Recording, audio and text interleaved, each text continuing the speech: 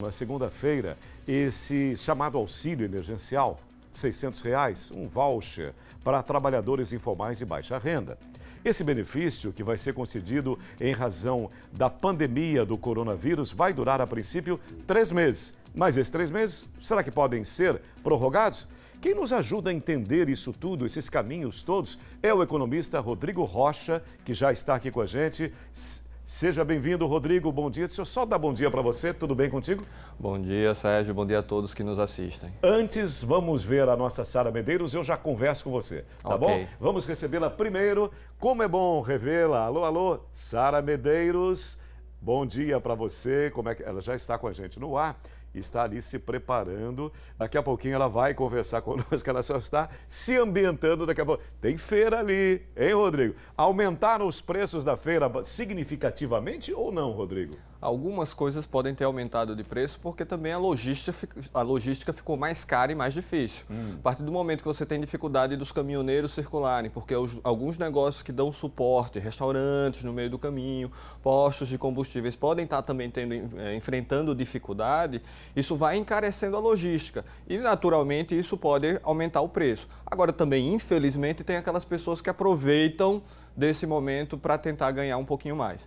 Então tem que olhar caso a caso. Não é porque o preço aumentou que você necessariamente tem que dizer que a pessoa está querendo explorar. Às vezes é o custo dessa pessoa que aumentou e ela precisa repassar isso no seu preço. Entendi. Importante a gente observar os feirantes, né?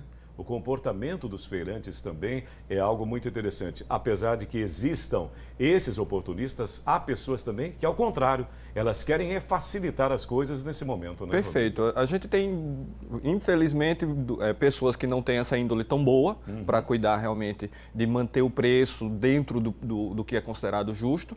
Mas a gente também tem muita gente boa, honesta, que infelizmente às vezes tem que repassar o custo que aumenta, a dificuldade para receber essa mercadoria, a dificuldade de encontrar pessoas que estejam trabalhando nesse momento. Isso tudo vai encarecendo a logística e no final, na ponta, o preço pode realmente aumentar. É bom a gente entender sobre isso. Agora, Rodrigo, esse voucher que ficou definido entre R$ 600, 3 vezes mais que um valor inicial, eu me lembro que era de R$ 200, né? Pela equipe econômica. O voucher pode chegar a R$ 1.200, no caso de mulheres que são mães, chefes de família.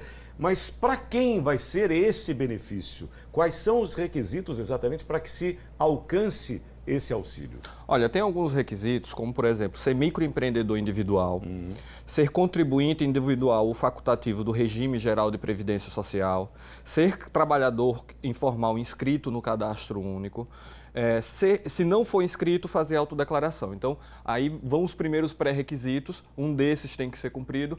A grande dificuldade que esse processo vai ter é encontrar as pessoas que não estão em nenhum cadastro.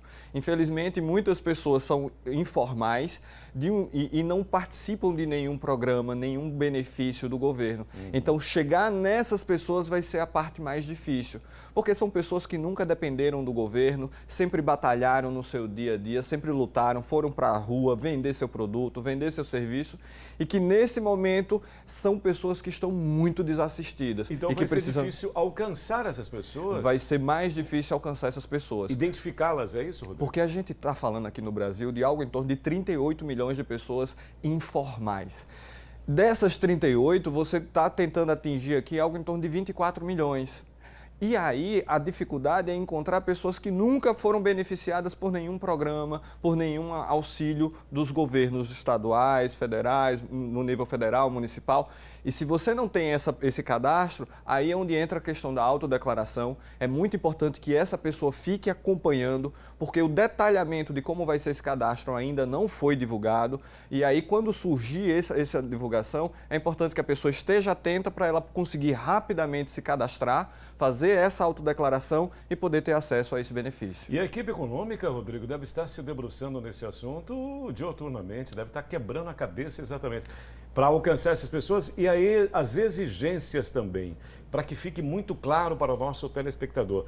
O que você precisa preencher de requisito, né, Rodrigo? Justamente. Então você tem aqui tem uma renda de até 3 salários mínimos no caso da renda familiar e no individual a renda de até meio salário mínimo. O que acontece? Essas pessoas são as pessoas que precisam mesmo. Por quê? São pessoas informais que recebem um baixo valor e se elas têm um baixo valor para sua família, para seu sustento, não conseguem guardar dinheiro, não conseguem ter nesse momento tranquilidade para enfrentar essa crise que a saúde está nos colocando. E aí é importante entender que aqui não é uma crítica contra a questão de cuidar da saúde. É prioritário.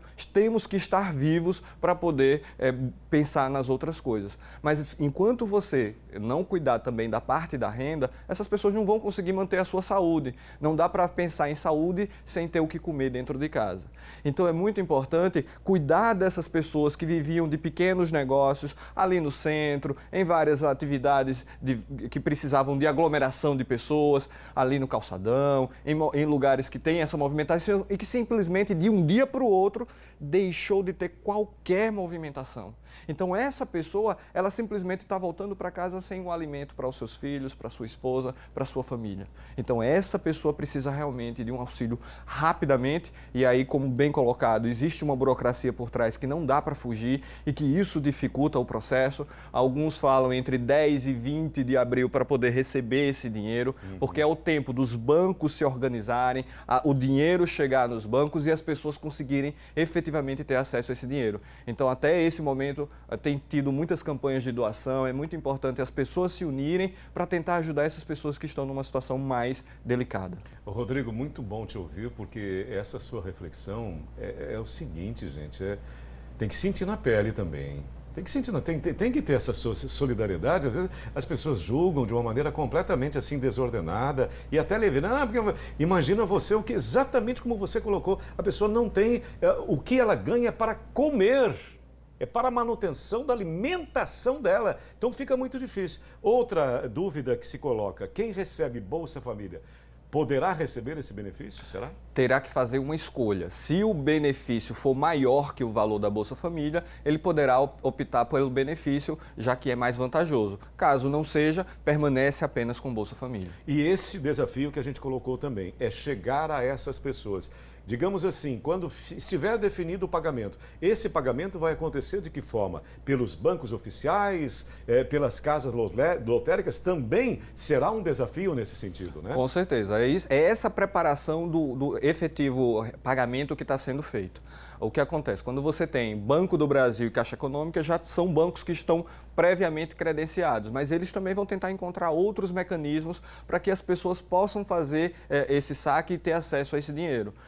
E aí a parte burocrática, ela impera, porque você não tem como simplesmente deixar o dinheiro à disposição de qualquer um que chegar no banco. Você tem que ter esse cadastro prévio e muitas pessoas, como eu já disse, não estão cadastradas em nenhum cadastro. E aí é onde as prefeituras têm que se unir, tem que ver os cadastros que as prefeituras têm, tem que ver os cadastros que os governos estaduais têm e o próprio cadastro do governo federal.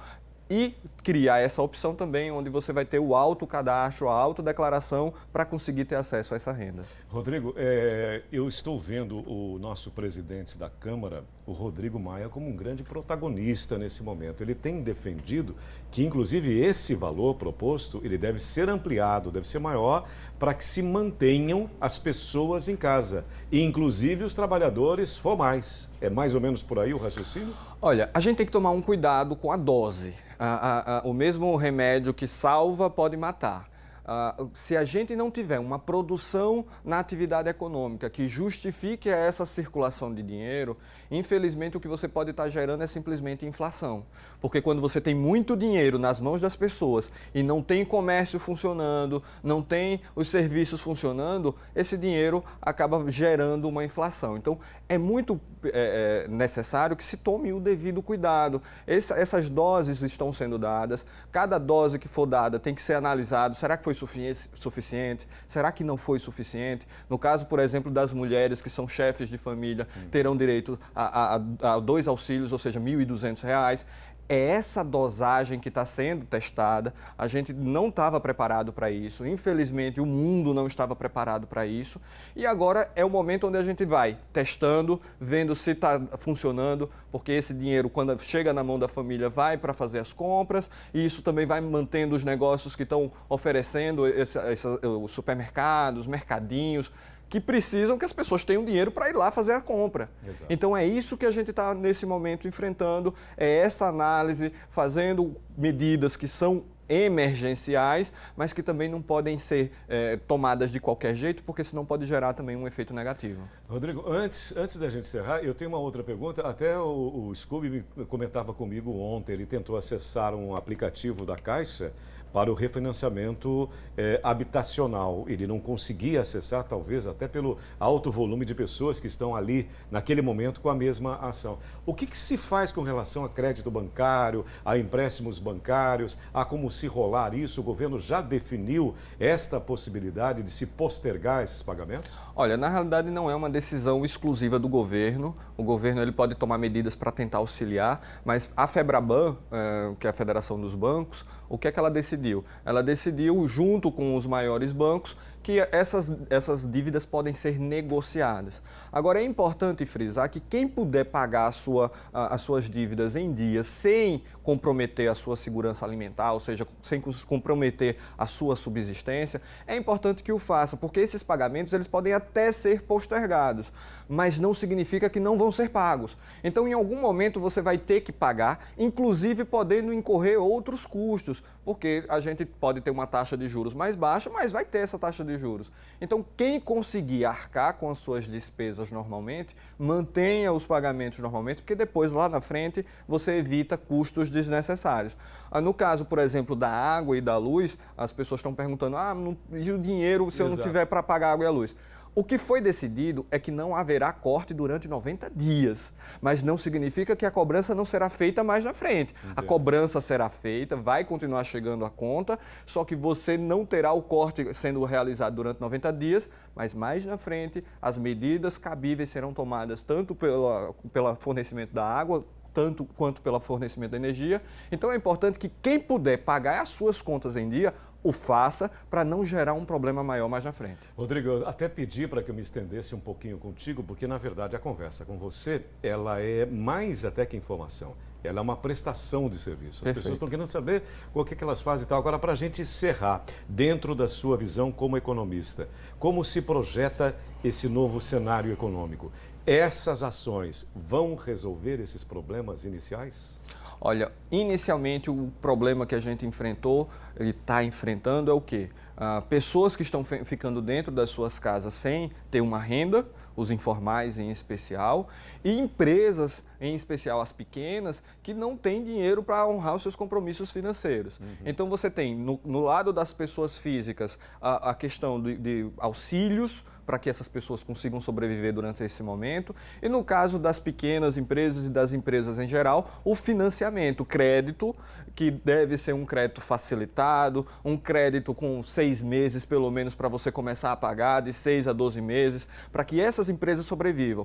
Para a economia retomar sem tanta dificuldade, o que é que a gente precisa ter? A gente precisa que as empresas sobrevivam a esse momento, para que quando a crise melhorar, elas possam reativar rapidamente e a economia tomar o seu rumo normal. Então, para isso, as empresas precisam se organizar, melhorarem a sua gestão, verificarem o que pode cortar de despesa para se manterem no mercado, para quando a crise de saúde passar, a crise econômica não ser tão grave. Então é esse o cuidado que as empresas têm que ter, é um cuidado de se manterem vivas, para que quando a crise acabe, a crise da saúde e a crise econômica não seja tão forte, as pessoas consigam rapidamente retomar as atividades econômicas, a economia volte a funcionar rapidamente e aí sim a gente possa retomar a nossa vida normal. Rodrigo Rocha, impactos desse auxílio, impactos de todas essas decisões que são super necessárias. A gente está torcendo muito, Rodrigo, para que as coisas deem certo. Eu agradeço sua presença, como eu falei, essa sua prestação de serviço. E te reencontro aqui, mas não te reencontro mais na academia. Em breve voltaremos à academia. Eu estou doido para voltar. Eu também. Se reencontra na academia fazendo lá nossa atividade física. Obrigado, Rodrigo, pela sua presença. Um forte abraço. Eu que agradeço. Abraço a todos. Obrigado, Rodrigo. Isso é muito bom. A gente saber das coisas. São 7h39 e veja só, minha gente, o Ministério Público, através do